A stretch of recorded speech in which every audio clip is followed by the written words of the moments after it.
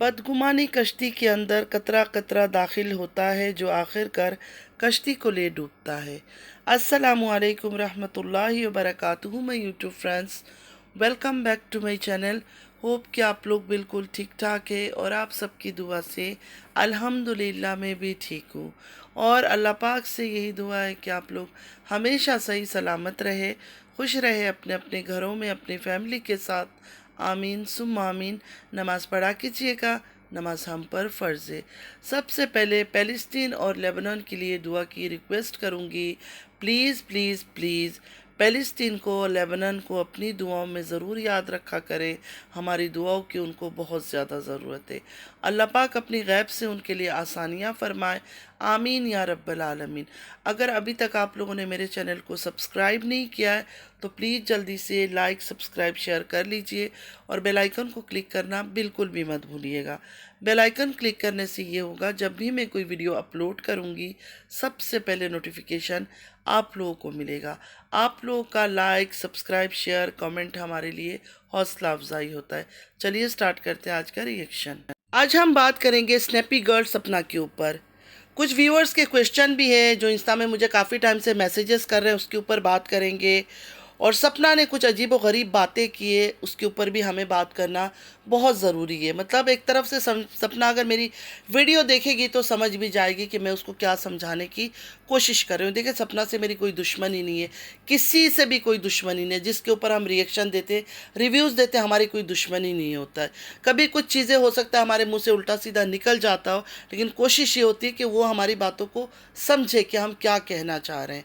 फजूल के हंगामे, फजूल का रोना, फजूल का हाइप क्रिएट करना नहीं चाहिए उनको यूट्यूब में आकर। सपना की बातें सुनकर मैं खुद हैरान परेशान हूँ, मैं खुद शौक में हूँ कि सपना ने इस तरह कैसे बात कर लिया। सपना को इस तरह बात बिल्कुल भी नहीं करना चाहिए था। हर टाइम एक इंसान सही नहीं होता है, हर टाइम दूसरा इंसान गलत नहीं होता है। तालियां जो है ना, क्लैपिंग जो होती है दोनों हाथों से बजती है, एक हाथ से नहीं बजता है। सपना को ये बात समझना चाहिए। एक सवाल मेरे पास बहुत टाइम से आ रहा है लखनीत व्लॉग के बारे में कि वो आपको कैसे लगते हैं। नीतू मुझे बहुत ज़्यादा क्यूट लगती है, बहुत प्यारी लगती है। उसका बातचीत मुझे ना बहुत अच्छा लगता है, उसका स्टाइल मुझे बहुत अच्छा लगता है। इनफैक्ट दोनों हस्बैंड वाइफ प्यारे लगते हैं। ये बात कर लेते हैं सपना के ऊपर। सपना अंशु से मिलने गई, अंशु सपना को देखकर बहुत रोई, बच्चों को भी प्यार किया, उनसे भी गले लगकर बहुत रोई। फिर घर आकर जो भी सपना ने बोला मुझे नहीं लगा, मुझे लॉजिकल नहीं लगा उसकी बातें, उसके ऊपर हम बात करेंगे।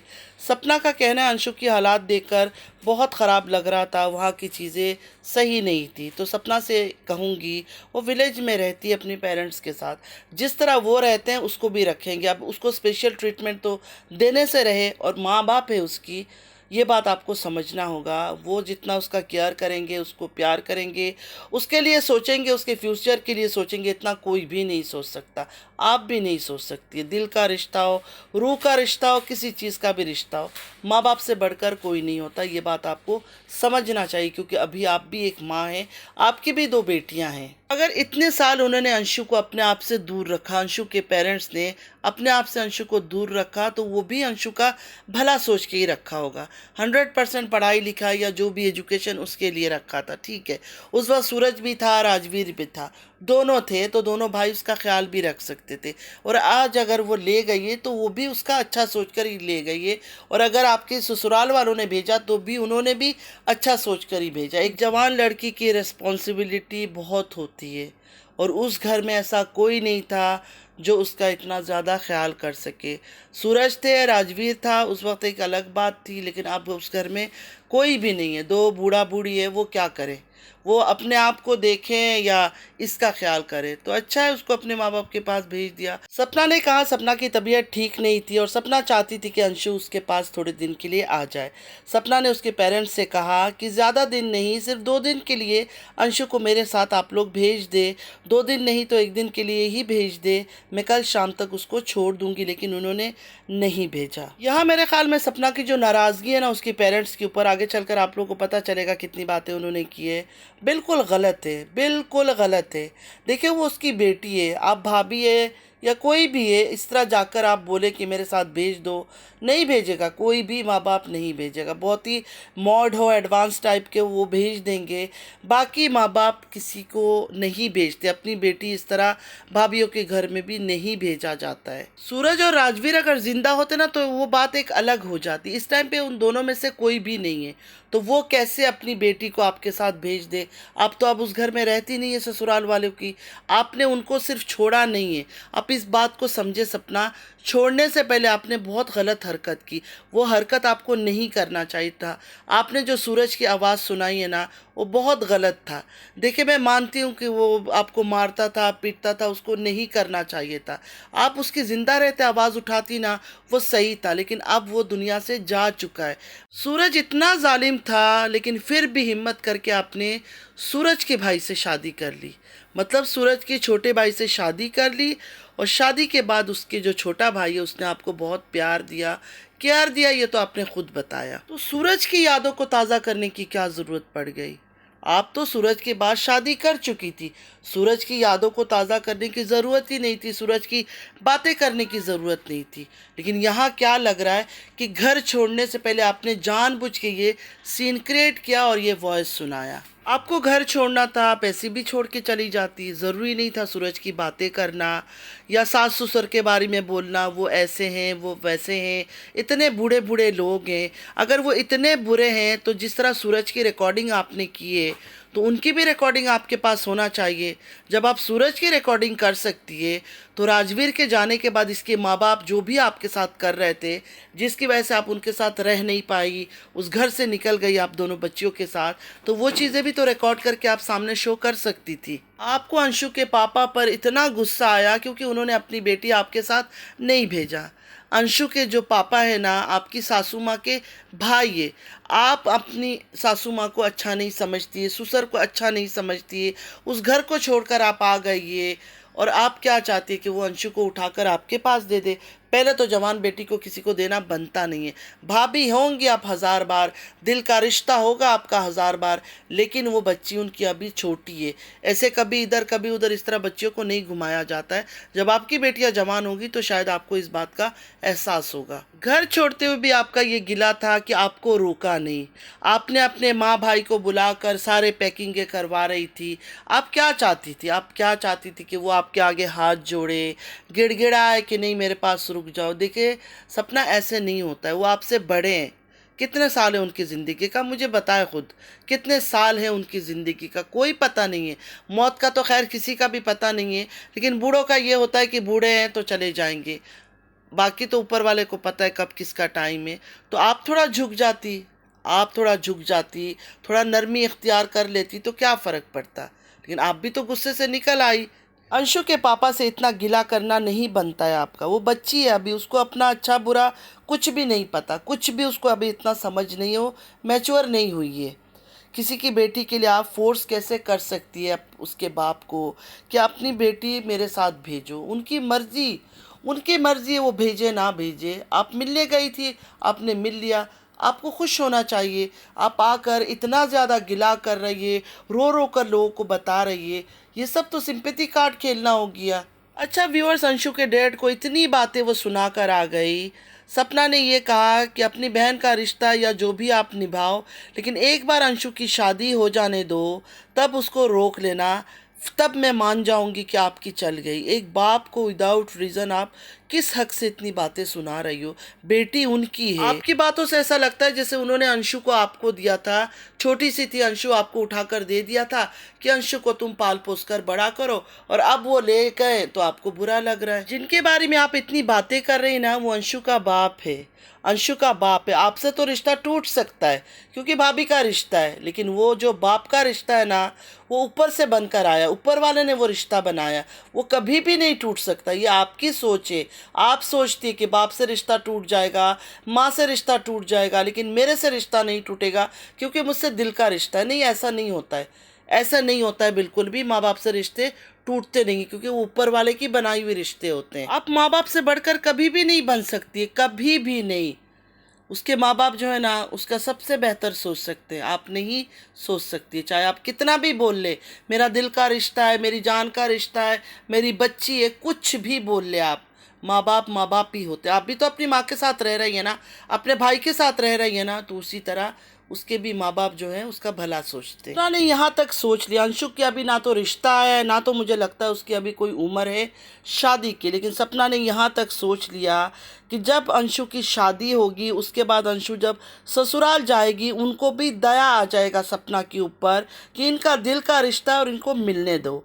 कमाल है, दिल के रिश्ते के लिए बच्ची को आप बाप के खिलाफ भड़का रही है, गलत कर रही है। अब आपकी भी दो बेटियां, आपको इस तरह हरकतें नहीं करना चाहिए, क्योंकि अंशु आपकी बातें सुनेगी। वो अभी बहुत मासूम है, बच्ची है, उसके अंदर बचपना है। वो सोचे कि शायद उसके बाप ने पता नहीं क्यों उसको रोक लिया, उसके बाप ने उसकी बेहतरी सोच के रोका है। अगर अंशु मेरी वीडियो देख रही हो तो मैं अंशु से इतना ही कहूँगी, हर रिश्ता एक तरफ, माँ बाप का रिश्ता एक तरफ, कभी उनको हर्ट नहीं करना, वरना तुम्हें कोई भी अच्छा नहीं समझेगा, ना ही ऊपर वाला माफ़ करेगा। माँ बाप होते हैं, उनकी जगह कोई नहीं ले सकता, उनसे अच्छा आपके लिए कोई सोच भी नहीं सकता। उन्होंने जो फैसला किया, जिस तरह फैसला किया, आपकी भलाई के लिए किया है, तो आपको कभी भी उनके खिलाफ खड़ा नहीं होना है। सपना और सपना के सास ससुर के बीच जो ये नाराज़गी है, वो किस बात का है? जहाँ तक मैंने देखा, मुझे तो यही लगता है कि सपना ने इसलिए घर छोड़ा क्योंकि वो सपना की बात नहीं मान रहे थे। सपना चाहती थी जो ज़मीन जायदाद घर वगैरह है या गाड़ियाँ वाड़ियाँ, जो चीज़ ओवरऑल घर के अंदर है, वो हिस्सा कर दे, बेच के उसका हिस्सा जो है, जो सपना का बनता है, सपना को दे दे। जो बच्चियों का बनता है वो सारा बच्चियों का, उनको मतलब सपना के हाथ में हैंड ओवर कर दे। और ये सास ससुर ने कहा कि नहीं, हमारे मरने के बाद ये होगा।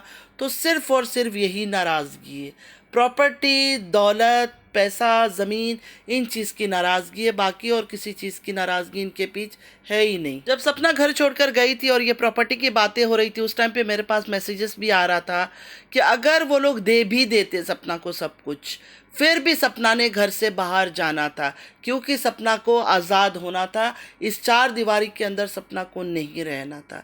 सब कुछ बात भी मान लेते ना वो लोग, फिर भी सपना उस घर से निकलती ज़रूर। ये मैं नहीं कह रही हूँ, जो व्यूअर्स सपना को देखते हैं ना, ये उन्होंने मुझे मैसेज किया। मेरे भी वो सब्सक्राइबर है, सपना के भी हैं, तो उन्होंने ये मैसेज किया कि अगर वो सब कुछ दे भी देते ना, फिर भी सपना ने घर से जाना था। आपके सास ससुर ख़राब, सूरज ख़राब था, अभी अंशु के माँ बाप भी ख़राब हो गए। हर कोई कैसे ख़राब हो सकता है? कभी आप सोचें इस बात को। मेरी, हो सकता है मेरी बात आपको इस टाइम पर बुरा लग रहा है, लेकिन ये लोगों के सवाल है, लोगों के दिल में भी ये सब बातें हैं कि हर तरफ सिर्फ एक औरत सही, बाकी सास ससुर, बूढ़ा बूढ़ी, अंशु के माँ बाप, हर कोई गलत। लोगों को ये लगता है कि आप जब देखती है ना, आपकी मर्ज़ी से, आपकी चाह से, मतलब जैसे आप चाहती है जिस तरह चीज़ें नहीं बन रही हैं, तो आप तोड़ मोड़ के उन लोगों को ख़राब दिखाना शुरू कर देती है। अंशु आपको अच्छी लगती है क्योंकि अंशु तो है बच्ची, जिस तरह आप चाहती है उसको घुमा लेती है, जो आप कहती है आपकी बात मान लेती है, भाभी भाभी करके आपके पीछे घूमती है, तो वो आपको अच्छी लगती है। वो छोटी बच्ची है, जिस दिन वो बड़ी हो गई, मैच्योर हो गई ना, उसको भी बहुत चीज़ें समझ आने लगेगी, वो भी समझदार हो जाएगी। लखनीत और उसकी वाइफ सपना से बहुत प्यार करते हैं। लखनीत व्लॉग्स के बारे में आप लोग को पता होगा। मुझे तो नीतू बहुत प्यारी लगती है। अच्छा व्यूवर्स, आप लोगों को याद होगा जो वॉइस सपना ने सूरज की सुनाई थी, उसमें सूरज उसको मार रहा था, वहाँ सूरज ने एक बार बोला तुझे नीतू बनना है। आप लोग बहुत गौर से सुनिएगा, अगर आप कहेंगे तो वो वीडियो में लगा दूंगी, मेरे पास वो सेव पड़ा हुआ है, कि उसने कहा था कि तू नीतू बनना चाहती है। ये वर्ड नोट करना आप लोग, आखिर उसने ऐसा क्यों कहा था। अब सपना ने तो हमें रिकॉर्डिंग सुना दी, हमने देख लिया कि वो कितना बुरा है, किस तरह उसके साथ सलूक करता था, लेकिन क्यों करता था, किस लिए किया था, ये नहीं पता। ये तो सपना ने भी नहीं बताया, सपना ने ये भी राज रख दिया। खुलकर बताओ ना, जब आप रिकॉर्डिंग सुना रहे हो, एक इंसान मर गया, उसके बाद आपने शादियां भी कर ली, फिर भी आप उसका दुखड़ा लेकर बैठी हो, तो डिटेल्स में आपको सारी बातें बताना चाहिए कि इस वजह से ये बात हुई थी। अगर सास ससुर ने भी कुछ बोला था, उसकी वजह से वो मारने आया था, तो क्या बोला था उन्होंने, ये भी तो फिर बताया आप। मुझे ये बात नहीं समझ आती है कि ऑन कैमरा बैठ के रोने का क्या मतलब है, व्यूअर्स को बताने का क्या मतलब है। ये कौन से व्यूअर्स है ये कहते हैं कि अंशु को अपने पास ले आओ। जवान लड़की को इनके पास किस रिश्ते से लेकर आ जाओ। जो रिश्ता था राजवीर और सूरज की वजह से वो तो रहा नहीं। अभी सिर्फ दिल के रिश्ता की वजह से कोई अपनी जवान बेटी उठाकर तो किसी के घर में नहीं दे देगा। चलो, आपका बहुत दिल था कि आपकी तबीयत ठीक नहीं है, अंशु आपके पास आकर रुके, उसके आपके साथ रहे।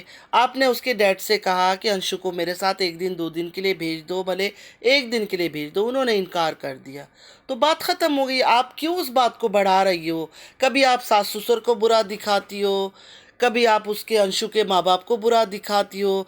जब आप सारी दुनिया को बुरा दिखाओगी, घर वालों को, तो आप भी तो बुरी नज़र आओगी। आप कहाँ से अच्छी नज़र आओगी?